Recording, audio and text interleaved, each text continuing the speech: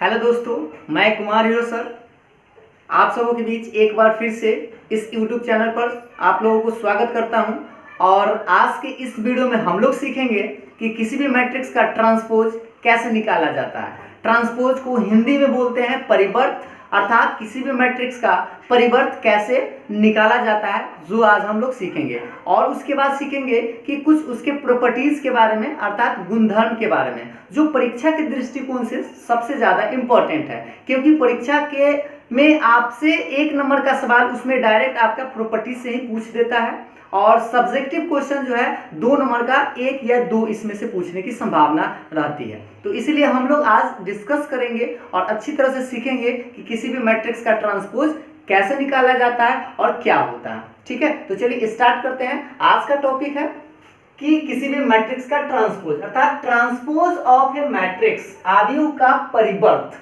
परिवर्त क्या होता है इसके बारे में पहले जान लेते हैं। छोटा सा ये चीज है, बहुत ही जल्दी आप समझ जाइएगा कि यदि अगर कोई मैट्रिक्स है Aij, उसका ऑर्डर है m/n, कोई भी मैट्रिक्स है जिसका ऑर्डर है m/n, तो इसके ट्रांसपोज को हम 2 चीज से डिनोट करते हैं। इस मैट्रिक्स का अगर ट्रांसपोज निकालना तो उसको 2 चीज से डिनोट करते हैं। पहला तो a के पावर डैश से, या आप लिख सकते हैं a के पावर t से। तो ज्यादा यूज हम करेंगे a के पावर डैश से। अब आपकी इच्छा है, आप दोनों में से कोई यूज कर सकते हैं। ठीक है, तो आप यह जान लीजिए कि किसी भी मैट्रिक्स का ट्रांसपोज को डिनोट कैसे करते हैं, तो a डैश से या a के पावर t से करते हैं। और ये ट्रांसपोज होता क्या है वो समझ लेते हैं। तो जो इसका ऑर्डर था, इस ऑर्डर को आप चेंज कर देंगे, अर्थात रो को कॉलम में और कॉलम को रो में। जैसे यहाँ देखिए m/n था, तो इसका नया ऑर्डर क्या बना, n/m बन गया। तो यहाँ पर आपका क्या हुआ कि ऑर्डर चेंज हो गया, तो वह उसका ट्रांसपोज हो गया। एक लाइन सीधी भाषा में आप समझ ले कि किसी भी मैट्रिक्स का ट्रांसपोज कैसे निकाला जाए। तो आपको करना क्या है कि उसके रो को कॉलम में बदल देना है, तो वह खुद उसका ट्रांसपोज निकल जाएगा। अब इस बात को बहुत ही अच्छी तरह से कैसे समझें, तो इसका लिए एक एग्जाम्पल लेते हैं। जैसे एग्जाम्पल में आपके पास है कोई मैट्रिक्स है 2 3 4 5 6 7। ये एक मैट्रिक्स है जो ऑर्डर देखिए 1 रो 2 रो, यानी 2 रो है, और कॉलम गिनिए 1 2 3, यानी 2/3 का एक मैट्रिक्स है। और इस मैट्रिक्स का अगर आपसे पूछा जाए कि ट्रांसपोज क्या होगा, अर्थात a डैश का होगा। ठीक है, तो a डैश करना क्या है ऐसे समझिए। m/n था तो क्या किया, n/m कर दिया। तो आप रो को इसको चेंज कर दीजिए। तो ये आपका जो पहला रो है इसको आपको कॉलम में लिखना है। तो कॉलम इस तरह से होता है, तो लिखिए 2 3 4। ठीक है, फिर से कि इस रो को क्या किए, कॉलम में लिख देना है। फिर इस रो को भी आपको कॉलम में लिखना है। तो 5 6 7, ये हो गया आपका 3/2 का आंसर। समझ में आ गया होगा। अब इस बात को और अच्छे से समझने के लिए एक और एग्जांपल ले लेते हैं कि अगर आपके पास कोई मैट्रिक्स है x y z a b c, अगर इसका ट्रांसपोज निकालना हो तो चलिए बताइए कैसे निकालते हैं। तो पहले ये रो जो लिखा हुआ है इसको हम कॉलम में लिखेंगे, तो x y z, फिर इसको लिखेंगे कॉलम में, तो a b c। उम्मीद है आप लोगों को ये समझ में आ गया होगा कि किसी भी मैट्रिक्स का ट्रांसपोज कैसे निकालते हैं। एक और एग्जांपल देख लेते हैं। तीसरा एग्जांपल देखिए, a बराबर अगर हो 2 3 4 5 इस तरह से, तो इसका ट्रांसपोज कैसे निकालेंगे। सिंपल सा है, आप एक लाइन में आसानी से बता सकते हैं कि पहले आपको ये रो लिखा हुआ है, रो इसको कॉलम में लिखिए तो 2 3, और ये रो लिखा हुआ है तो इसको कॉलम में लिखिए तो 4 5। उम्मीद है आप लोगों को ट्रांसपोज निकालना समझ में आ गया होगा। अब हम लोग सीखेंगे जो परीक्षा में कैसे 1 नंबर का सवाल क्या पूछा जाता है, और जो ज्यादा बार बिहार बोर्ड एग्जाम में पूछा गया है। अब हम उस क्वेश्चन को देखते हैं। ठीक है, तो चलिए हम देखते हैं इस क्वेश्चन को जो परीक्षा में कई बार 1 नंबर का सवाल में पूछा गया है। जैसे देखिए क्वेश्चन है आपके पास कह रहा है कि यदि a बराबर एक मैट्रिक्स है cos alpha minus sine alpha sine alpha cos alpha, जो 2 ऑर्डर 2 का है, और उसके साथ साथ और कुछ दिया गया है a प्लस a डैश किसके बराबर है, i के बराबर है, तो आपको बताना है कि अल्फा का मान क्या होगा। ठीक है, क्वेश्चन अच्छी तरह से एक बार फिर से समझ लीजिए कि a का मान दिया हुआ है और a plus a dash i के बराबर है, तो आपसे अल्फा का मान क्या होगा सो पूछ रहा है। इन चारों ऑप्शनों में से कोई एक ऑप्शन होगा। अब इसको बनाते कैसे है सो देखिए, बनाना बहुत ही सिंपल है, आप देख सकते हैं a plus a dash i के बराबर है। तो पहले आप क्या करें कि आपके पास a है लेकिन a डैश नहीं है, तो पहले a डैश ही निकाल लेते हैं। तो देखिए ध्यान से, a बराबर मेरे पास था cos alpha minus sine alpha cos alpha, ये a था। अगर हम इसका डैश निकाले, a डैश निकाले तो क्या होगा, अभी हम जस्ट बताए थे कि आपको रो को क्या लिख देना है, कॉलम में लिख देना है। तो ये जो रो में लिखा हुआ है cos alpha minus sine alpha, column में लिख दिए, फिर इस रो को कॉलम में लिखिए, तो साइन अल्फा और ये हो गया आपका cos अल्फा। तो हमको लगता है कि ये आपको समझ में आ गया होगा कि पहले मैट्रिक्स जो था उसको हम लोग क्या निकाल दिए, ए डैश निकाल दिए, उसका ट्रांसपोज निकाल दिए। अब क्वेश्चन में दिया गया है चूंकि ए प्लस ए डैश किसके बराबर, आई के बराबर। अब अगर ए और ए डैश को क्या करना है, जोड़ना है, तो इन दोनों को जोड़ देना है। तो पहले आप मान रख दीजिए, ए का cos alpha minus sine alpha cos alpha, ये मान रखिए अभी ए का, और प्लस के बाद रखेंगे किसका, ए डैश का मान रखिए cos alpha sine alpha minus sine alpha cos alpha, और बराबर के बाद है आई। और आपको याद होगा आई मतलब होता है यूनिट मैट्रिक्स, और यूनिट मैट्रिक्स दो ऑर्डर दो में होता है 1 0 0 1, सभी को याद होगा। अब आप बताइए कि दोनों मैट्रिक्स को क्या कर सकते हैं, जोड़ सकते हैं। तो जोड़िए, दोनों मैट्रिक्स को कैसे जोड़ते हैं, आपको याद भी होगा, कॉरेस्पॉन्डिंग एलिमेंट्स को जोड़ते हैं। कॉस में कॉस जोड़ेंगे तो 2 cos अल्फा आएगा, लेकिन माइनस साइन में प्लस साइन जोड़ेंगे तो क्या होगा, कट जाएगा, 0 आएगा। फिर साइन में माइनस साइन जोड़ेंगे तो क्या आएगा, 0 आएगा। और कॉस में कॉस जोड़ेंगे तो क्या आएगा, 2 cos अल्फा आएगा। और बराबर के बाद है 1 0 0 1। अब आप सोचिए, ये दोनों इक्वल मैट्रिक्स है, और इक्वल मैट्रिक्स में क्या है कि कॉरेस्पॉन्डिंग एलिमेंट्स बराबर होते हैं। तो आप देख लीजिए 2 cos अल्फा किसके बराबर होगा, 1 के, और उसी तो 0 0 के बराबर है ही, 0 0 के बराबर है ही, 2 cos अल्फा 1 के। तो इसमें से आप किसी एक को बराबर कर लीजिए, 2 cos अल्फा बराबर 1। तो इस तरह से आएगा आपका cos अल्फा बराबर 1/2।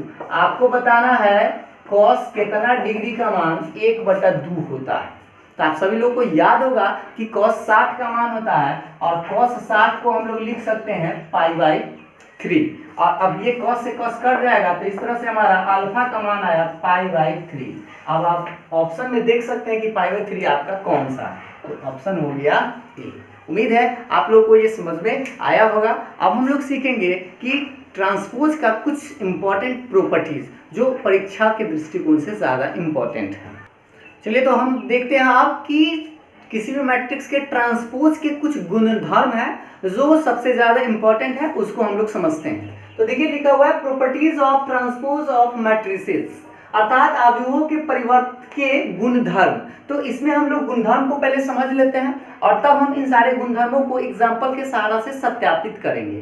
पहले क्या है, पहला गुणधर्म क्या है, यानी पहला प्रॉपर्टीज है कि अगर कोई मैट्रिक्स का ट्रांसपोज हो चुका है और उसका ट्रांसपोज अगर आप फिर से करेंगे तो उसका ट्रांसपोज गायब हो जाएगा। अर्थात यह कि अगर कोई मैट्रिक्स का ट्रांसपोज हो चुका है, उसको फिर से ट्रांसपोज कीजिएगा तो उसका ट्रांसपोज हट जाएगा। अब दूसरा प्रॉपर्टीज क्या कहता है कि अगर कोई कांस्टेंट से किसी मैट्रिक्स में गुना करते हैं और तब जाकर उसका ट्रांसपोज कीजिए, या पहले ही उसका ट्रांसपोज करके कांस्टेंट से गुना कीजिए, दोनों बात बराबर है। इस बात को फिर से समझिए कि अगर आप कांस्टेंट से किसी मैट्रिक्स को गुना करके ट्रांसपोज कीजिए या ट्रांसपोज करके उसमें गुना कीजिए, दोनों का आंसर एक ही आएगा। जहां पर के क्या है, कांस्टेंट है, ठीक है, के क्या है, कांस्टेंट है। और ये तीसरा प्रॉपर्टी देखिए, a प्लस बी का होल डैश किसके बराबर होगा, a dash plus b dash. अर्थात इसको a प्लस b का अगर होल डैश है तो हम a पर भी डैश लगाएंगे और प्लस के बाद b पर भी डैश लगाएंगे। ये प्रॉपर्टी नंबर है तीसरा।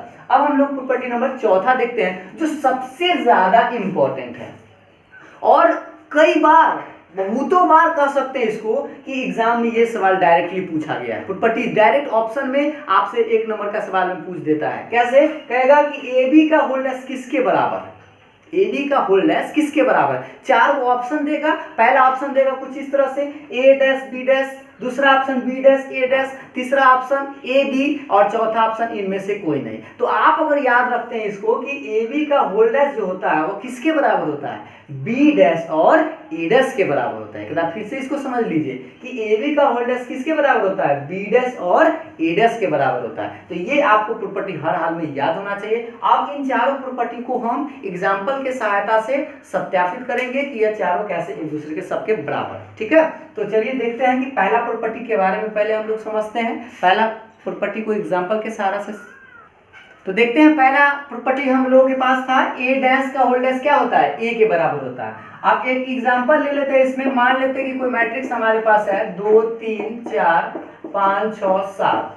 अब हम इसका ट्रांसपोज निकालते हैं, ठीक है। तो इसका ट्रांसपोज अगर हम निकालें तो क्या होगा, 2 3 4, आपको पता है अभी रो को हम लोग क्या लिखते हैं, कॉलम में। तो ये 5 6 7 है, इस तरह से कॉलम में लिखा जाएगा। तो आप सोचिए एक बार डैश किए तो ये आ गया।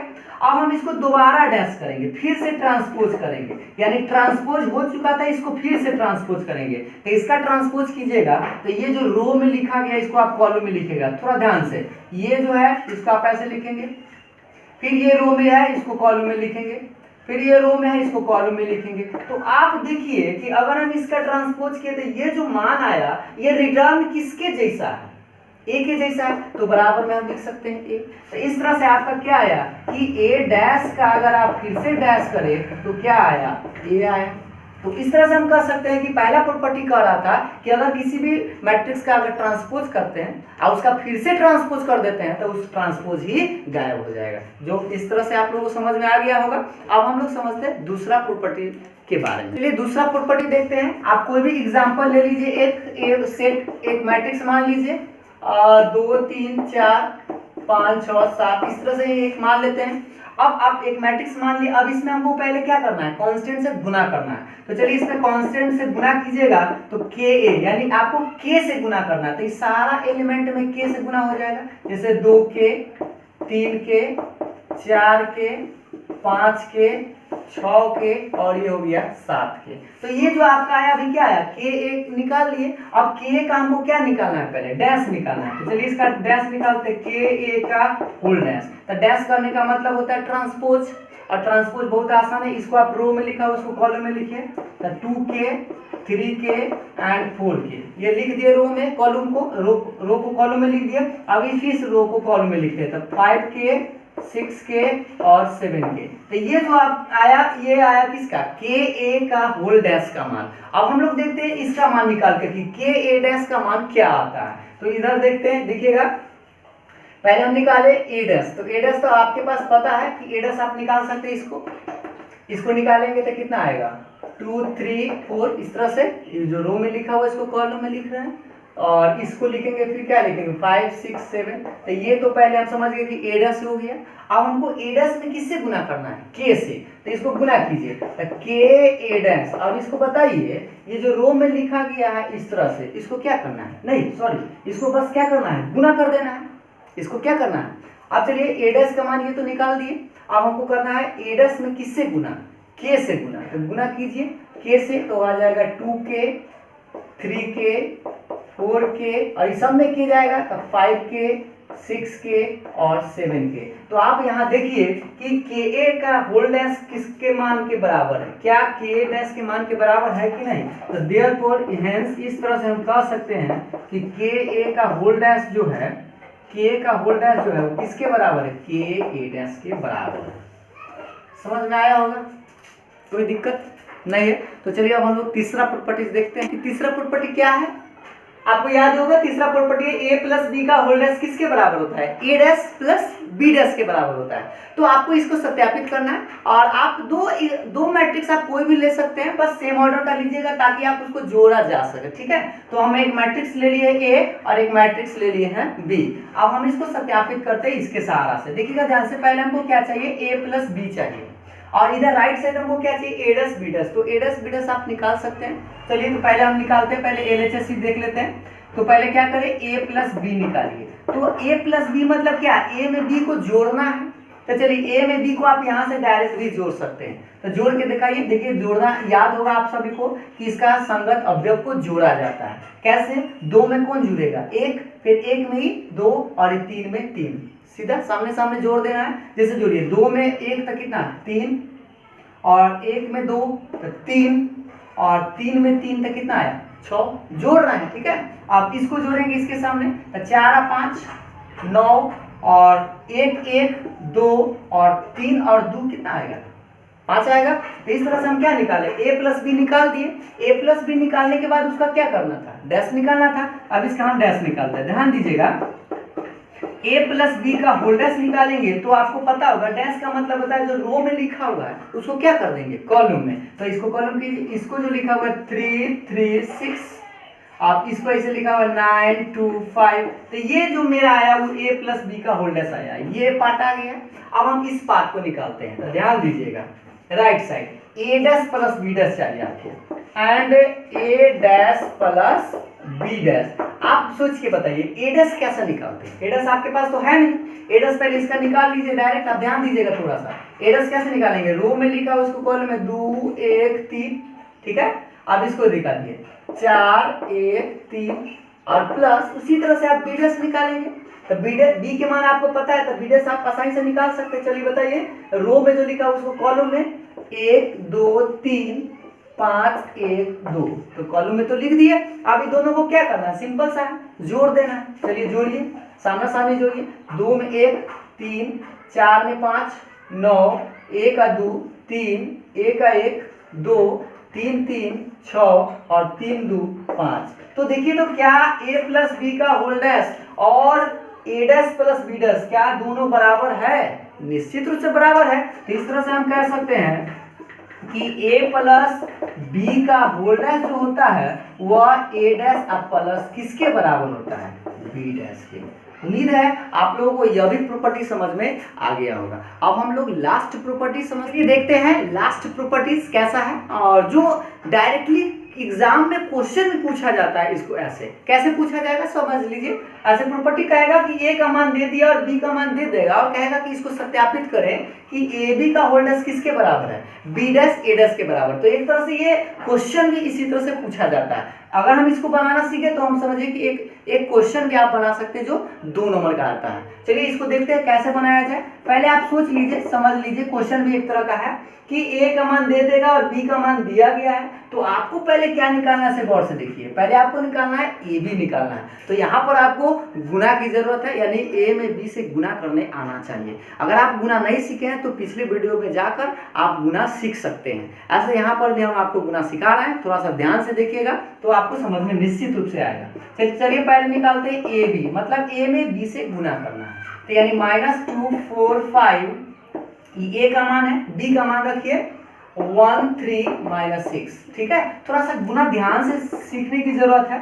गुना आपको याद होगा, गुना का नियम बताया गया था कि रो में कॉलम से गुना होता है, और रो में जाए वो अगर एक वो एलिमेंट है तो इसमें एक ही वो एलिमेंट इसमें भी होगा। तो जैसे यहाँ देखिए, अगर हमें रो उठाए तो इसका एक कॉलम उठाए, तो इसमें कै वो एलिमेंट है? एक ही एलिमेंट है, और इसमें भी कै वो एलिमेंट है? एक ही एलिमेंट है। तो बस 2 -2 में सिर्फ 1 से गुना होगा। तो गुना कीजिए, -2 में 1 से तो कितना है? -2। इसको थोड़ा सा अच्छा से समझिएगा, इस -2 में 1 से तो -2 है। अब इस रो का इस कॉलम के साथ कहानी ही समाप्त हो गया। अब इस रो को हमको इसमें जाना होगा, अर्थात अब हम इस कॉलम में फिर से जाएंगे। तो इस -2 में अब इससे गुना करेंगे 3 से, तो -2 में 3 से तो -6। अब इसका भी कहानी खत्म हो गया। अब इस रो को फिर इस कॉलम में जाएंगे, तो गुना कीजिए -2 में किससे? -6 से, तो माइनस माइनस प्लस, और 6 गुना 12। एक बार फिर से समझ लीजिए कि इस रो को उठाए, तीनों कॉलम में गुना हम कर दिए। अब हम इस रो को उठाएंगे, अब इस रो को उठाएंगे तो तीनों में फिर से गुना करेंगे। अब आप समझ गए होंगे, 4 में 1 से तो 4, 4 में फिर 3 से गुना करेंगे तब 12, और फिर 4 में 6 से तो कितना आएगा? -6 का 24, ठीक है। अब लास्ट इससे गुना करेंगे तो 5 को उठाएंगे, इस सब में गुना करेंगे तो 5 1 5 और 5 3 15 और 5 6 30, यानी कि -30। तो इस तरह से हमारा ए बी का मान निकल गया। समझ में आ गया होगा ना ए बी। अब ए बी का होल डैश निकालना है हमको। ए बी का क्या निकालना है, होल डैश। तो होल डैश निकालने का मतलब ये जो रो में लिखा गया है इसको हमको क्या करना है, कॉलम में लिख देना है। तो देखिए ये रो में है, इसको कॉलम में लिखिए, -2 -6 और 12, ठीक है। अब इस रो को कॉलम में लिखिए, तो 4 12 -24। अब फिर देखिए इसको इस तरह से लिखिए, 5 15 और -30। तो ये जो अभी आपका आया वो किसका मान आया, ए बी का होल डैश का मान है। लेकिन अभी भी हमको क्वेश्चन आधा अधूरा है क्योंकि आधा अभी बचा हुआ है, ठीक है। अब हम निकालेंगे बी डैश और ए डैश का मान। अब ध्यान दीजिएगा, बी डैश ए डैश, तो बी डैश ए डैश। तो पहले तो आपको पता करना होगा बी डैश का मान कहाँ से लाए, ठीक है, क्योंकि आपके पास बी डैश नहीं है बल्कि क्या है, बी है। तो इसका डैश आप निकाल लीजिए डायरेक्ट। इसका डैश अगर ये रो में है तो इसको कॉलम में कर देंगे इस तरह से, 1 3 -6। तो ये बी डैश का मान हम यहाँ से निकाल लिए डायरेक्ट। फिर हमको क्या चाहिए, ए डैश। तो ए डैश का मान यहाँ से आप निकाल सकते हैं। तो गौर से देखिए, ये कॉलम में लिखा गया, इसका डैश निकालेंगे तो क्या हो जाएगा, रो में कुछ इस तरह से -2 4 और 5, ठीक है। एक बार फिर से समझ लीजिए इसको, बी डैश ए डैश मतलब पहले हम बी डैश निकाल लिए, फिर ए डैश यहाँ से निकाल लिए। अभी दोनों को क्या करना है, गुना करना है। तो गुना करना अभी आप जस्ट सीखे हैं, यहाँ पर देख सकते हैं सेम उसी तरह से है, ये है ना। अब इसको गुना कीजिए, तो 1 में किससे, -2 से, तो -2 कितना है, -2, और फिर 1 में इस 4 से, तो 4, और 1 में 5 से, तक 5, ठीक है। यानी पहला रो उठाए, पहला कॉलम, दूसरा कॉलम, तीसरा कॉलम, तीनों में गुना कर दिए। अब इस 3 को उठाएंगे, अब इसमें गुना करेंगे, तो -6, फिर 3 में 4 से, तो 3 चौका 12, और ये 3 में 5 से, तो 5 3 15। अब एक लास्ट गुना करेंगे इस रो को इससे, तो -6 प्लस 12, और 6 चौका 24, और ये 6 बचे 30, माइनस में 30। अब आप देखिए तो क्या बी डैश ए डैश का मान जो है, क्या ए बी का होल डैश मान के बराबर है, ए टू जेड। तो मिलाइए पहले, हाँ निश्चित रूप से एकदम बराबर है। तो इस तरह से हम कह सकते हैं कि ए बी का होल डैश जो है वह किसके बराबर होता है, बी डैश और ए डैश के गुणनफल के बराबर होता है। ये बात समझ में आ गया होगा। तो अगर आप इसको समझ गए होंगे तो 1-2 नंबर का आप क्वेश्चन भी समझ गए होंगे, और डायरेक्ट अगर आप इसको याद रखते हैं तो आपसे 1 नंबर का सवाल अगर आपसे पूछा जाता है कि ए बी का होल डैश किसके बराबर है, तो आप याद रखेंगे बी डैश और ए डैश के बराबर होता है। उम्मीद है आज का क्लास आप लोगों को पसंद आया होगा। अगर आप लोगों को पसंद आया होगा तो लाइक ज़रूर करें, और फिर नेक्स्ट वीडियो में हम लोग मिलते हैं दोबारा। तब तक के लिए थैंक यू, धन्यवाद, बाय बाय।